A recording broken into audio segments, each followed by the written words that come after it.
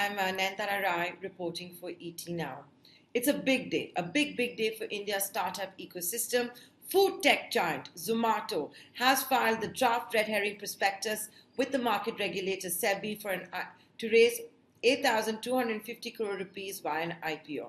It's big because you can call this the appetizer of what's to come in the rest of 2021. The first internet company with a unicorn status looking at Dalal Street for a listing. This is a year when many have big plans, whether it's a Flipkart, whether it's a Nika, whether it's a policy bazaar, the list goes on and on and on, and Zomato kicking it off, and that's why we are calling it the appetizer of internet companies headed to the Dalal Street in 2021. So like I told you, 8,250 crores, all shares will have a face value of 1 rupee each. 7,500 crore rupees is the target to raise via the fresh issue.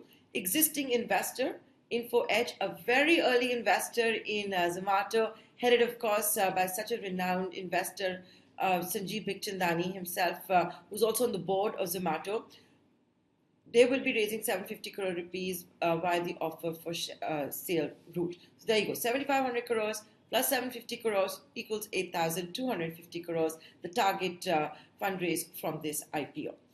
Now, this is one of the most anticipated IPOs. I've already established that. There's so much else to look forward to for the rest of the year. But what's going to be so interesting to see is how the markets value Zomato. The markets are used to, calculating valuations also based on net profit. Zomato has never delivered a net profit. It's still loss-making. In the DRHP says it's likely to stay that way for some years to come.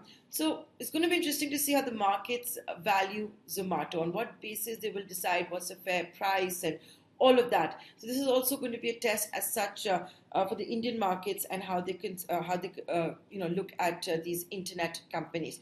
So how big a loss is Zomato delivering? Let me just tell you as far as their financials go. In fiscal 20, it was 2,385 crores. For the first 9 months, that means till December of 2020, the third quarter of FY21, as it's called, the net loss is at 682 crore rupees. Why is Zomato looking at an IPO?